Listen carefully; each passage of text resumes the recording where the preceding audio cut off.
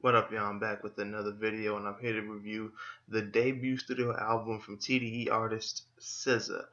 Of course, y'all know about TDE. You got Kendrick, J-Rock, Schoolboy, and Ab-Soul, and and there are others, but SZA being the R&B slash soul artist of the main clique. She's not Black Hippie, but the starting five for TDE.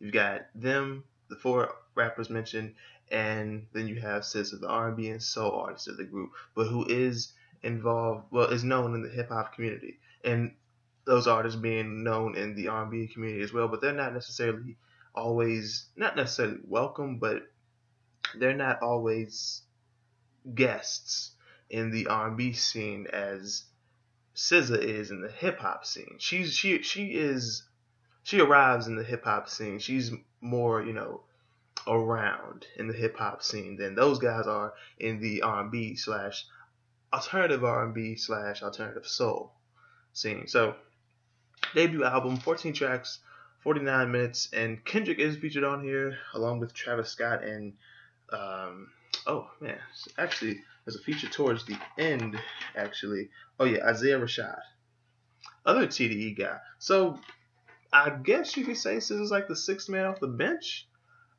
I mean, uh, you could say it either way. SZA's the sixth woman off the bench. Zaya's the sixth man off the bench. Whatever is your preference. But let's go ahead and get right into this. And this album is just something else. I'm just gonna say it right now. This has really,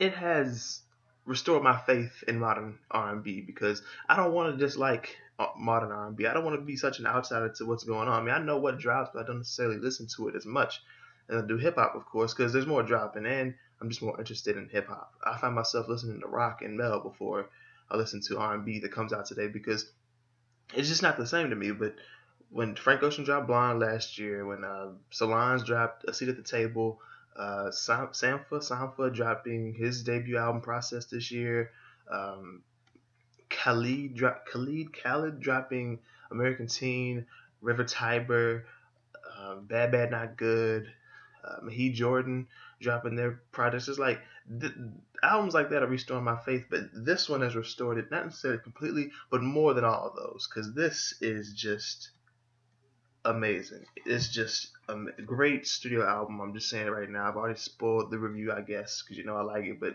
let's go ahead and get right into it. Track number one, Supermodel. This is SZA on here getting back at her ex, kind of saying that she cheated on him. She's showing her insecurities, and she also talks about needing her ex at the same time, even though she's like saying "fuck you." At the same time she's saying I still need you though. Track number two, Love Galore featuring Travis Scott. This is where SZA is talking about again missing her past lover, and Travis is doing some auto croning here, and he's also, well, I want to say he's shouting out mostly like that has something to do with the song, but the thing about Travis Scott is I want to like him more than I do because he's from Houston. Well, he's from Mo City, Missouri City, same city as Zero. Y'all know who, like my core listening. Um, y'all know how I feel about Zero. So, but still, I want to like Travis more than I do. And on here, he's just doing more of that auto crooning stuff where it's like, this is why I didn't even check out Birds in the Trap singing at night. I mess with Rodeo. And on here, they're just talking about false promises and having your hopes up for nothing. Primarily SZA. That's not Travis right here. Track number three, Doves in the Wind featuring Kendrick Lamar. This this is a song all about the pussy. I mean, my goodness. SZA talked about how real niggas don't deserve pussy. You deserve the whole box of chocolates. I was like, my goodness. I think I saw it on Genius. Kendrick said pussy 20 times and SZA said pussy 8 times. My goodness. And Kendrick talks about on here what a nigga will do, say, and stress. Well, not stress over, but stressing over pussy. What they'll do and say. The shit that they'll go through for some pussy. And calling out pussy niggas on there. Primarily, SZA calling out the pussy niggas. It's like, this song is all about pussy. It's just, that's what it's about. Track number four, Drew Barrymore. SZA kind of sticking with the same feel here, the same context, talking about is it warm enough outside for you? Is it warm enough inside me? It's like, But she's also talking about loneliness here, her physical appearance, well, insecurities about her physical appearance, which is insecurities are very, they're all over this album, especially her physical appearance. But we'll get into that. Track number 5, Prom. Man, one of my favorite tracks on here without question. It is just, it's pop disco, and it goes with the lyrics. I mean, because it's very upbeat. It's very free and in the moment, like SZA is right here, while her companion is kind of like growing up and progressing, becoming an adult, growing up. SZA's just having fun with it, just being stuck. And we'll get into that as well, what she's stuck in towards, well, at the very end. Check number 6, The Weeknd. This was trending on Twitter. I'm not sure if this was a single to promote this album or not, but this was trending on Twitter Friday when the album dropped. And this is just SZA saying, well, this is SZA singing to the guy about, well, not singing to the guy, but singing about the guy and his woman, how his woman is like the typical boring 9 to 5, while she is the Weeknd.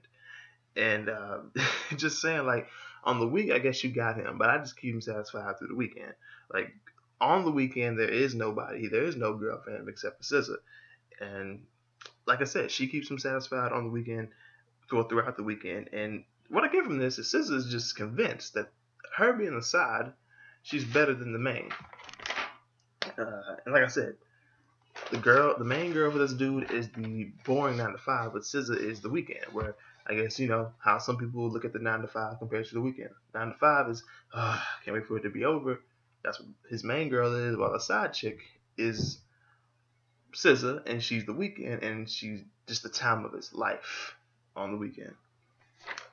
Track number 8, number 7, Go Gina. This is SZA touching on the gossip that's being spread about her. Mainly, she is pretty convinced that it's also coming from not convinced, she's sure that it's coming from the inner circles. And she's just talking about how she's being low-key lately. Low-key just grinding, low-key shining. I'm like, that's the best type, though. It's like with money. Solid money is the best money. Track number 8, Garden, Say It Like That.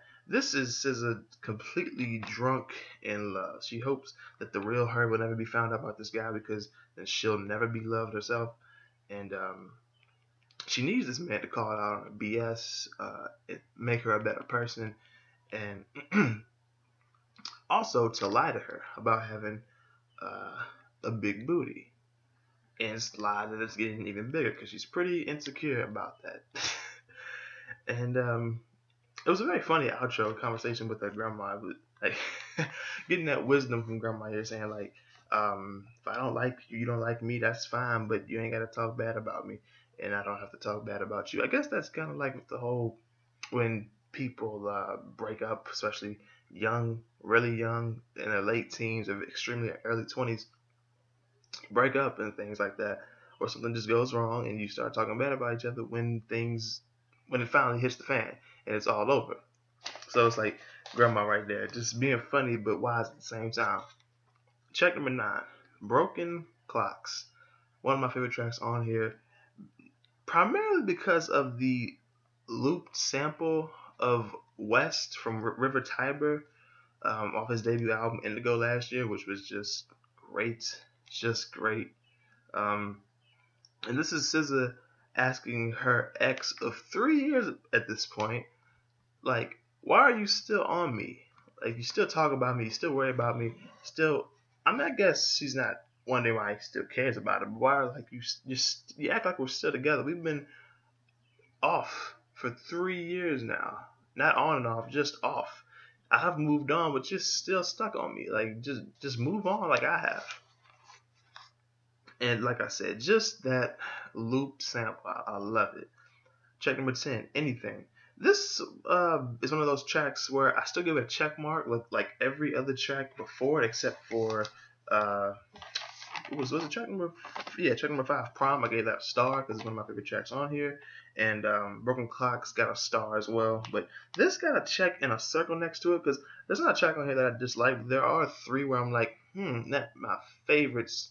Some of my least favorite tracks, but still like them. This got a star and a circle because beginning it was very damn good, and then the outro it was like, but then it picked up sort of towards the end. So I gave it a check and a circle. When I give something a circle, it means like it's not a straight check. I really like it or really like it. But if I just give something an X, it means it's got to go. And X is kind of the same thing, I guess, in the sense of where I'd give something no mark at all, meaning that it's filler, it's got to go too. But I could just give something an X, it's just got to go. Even if something doesn't have a mark next to it, which means it's filler, at least I'm not saying it's got to go necessarily. It literally just got the X. But anything got the check mark and the circle. This was a very glitchy and bubbly instrumental. And this is right here just saying that she's down for the ride, but at the same time she's just hoping that she is taken for a ride in the first place, and she's saying that she's learned her lesson from things like this, and she's questioning how worth it, how legitimate this fling that she's in is. And that's another subject of this album, flings. Like she said on one of the previous songs, why are you just treating me like just a summer fling? Okay, good. Track number 11, Wavy Interlude, featuring James Fauntleroy. Man, this is just wavy. What can I say? Coasting and just taking it slow. Really like this track. Next track is Normal Girl, which has a check and a circle next to it. Well, not a circle like around it, but just a little dot on it. This is SZA saying that she wishes she was just a normal girl, because boys tend to love their aggressiveness in the bedroom, but when it comes to being, I guess, a normal person, she's lacking in self-esteem when it comes to being a normal person. So she has to hear a one thing, but the other thing, which I guess really means more to her, she doesn't really have. Track number 13, Pretty Little Birds. It simply got just a little dot on it, featuring Isaiah Rashad. SZA is talking about how she's a pretty little girl who wants to be pretty little birds with some guy. And this song gets jazzy a little bit, and she wants to fly to heaven with somebody, even though she's fallen from the flight, attempting that before. And track number 14, my last track on here too. Favorite track on here, I gave this 5 stars. This is amazing. 20-something. Just peace, love, good luck, and blessings to them 20-somethings. Just trying to survive them. And even if I didn't just turn 20 back in March, I'd still love this track the same because it's amazing. But just that I am 20, not 20-something, just 20. It kind of makes it even better. It makes it even sweeter to hear this song. It's my favorite one. And it's just, my goodness, I can't wait to reminisce and hear this when I'm like 200. Yes, that's right. I'm going to live till I'm 200. That's right. And this is SZA saying like, well, she's 20-something and nothing to her name at this point. Still nothing to her name at 20-something. And I just love the guitar here as well. It's amazing. Just this whole track. It talks about like, I hope I'm not going to lose my friends. I'm about to survive the 20-somethings. Nothing to your name. Some things that I don't want to say majority, like a majority of 20-somethings have nothing to their name or just hoping that they'll survive.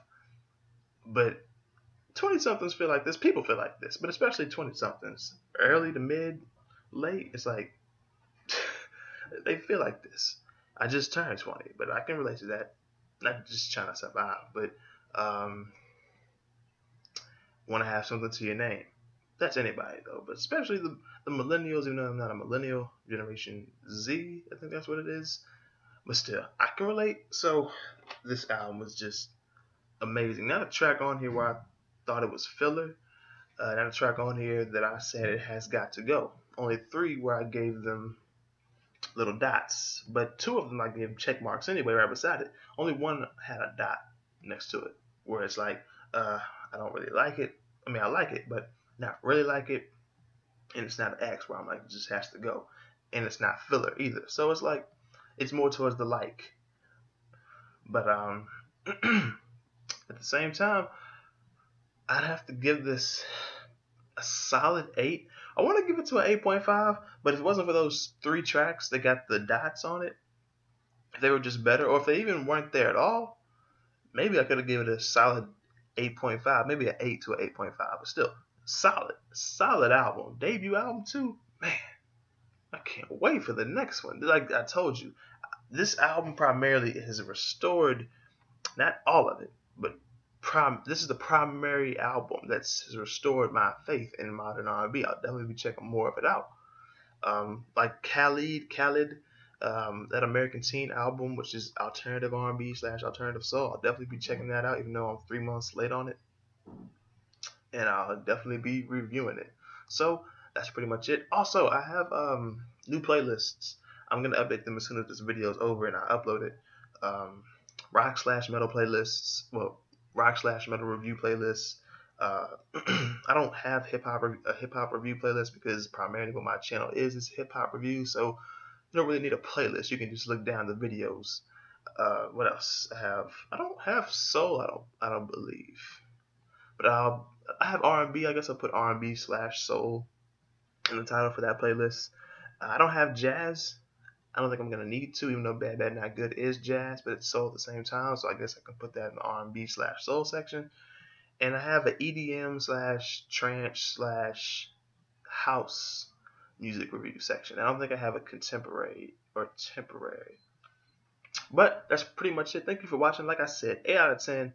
If you like this video, or if you like this review, be sure to hit the like button if you liked it. Share the review, subscribe if you're new. Get me on Twitter, Facebook, AudioMac, SoundCloud, Instagram. Hit on my email for business or anything. What I mean by hit on my email for business is if you need your music chopped and screwed, if you need it reviewed, if you need beats made, you want to be featured on one of my upcoming DJ mixtapes, or you just have any inquiries that you just might have, the email is DynamicJAB@gmail.com. And my PayPal is in the description as well, DynamicJAB@gmail.com. If you want to donate to support my movements as far as YouTube, music, entertainment, etc. I also have my Patreon and my Bandcamp down there as well, and my PSN if you want to add me online, DynamicJAB. So I try to keep everything primarily DynamicJAB. I don't want to have like just all these damn names for separate social medias or whatever, and I'm the same damn person. So that's pretty much it. Thank you for watching. If you haven't heard this album, I definitely recommend you check it out. And like I said, what you think about my review on it and your thoughts on the album, let me know in the comment section below. Thank you for watching, and I will see y'all next time.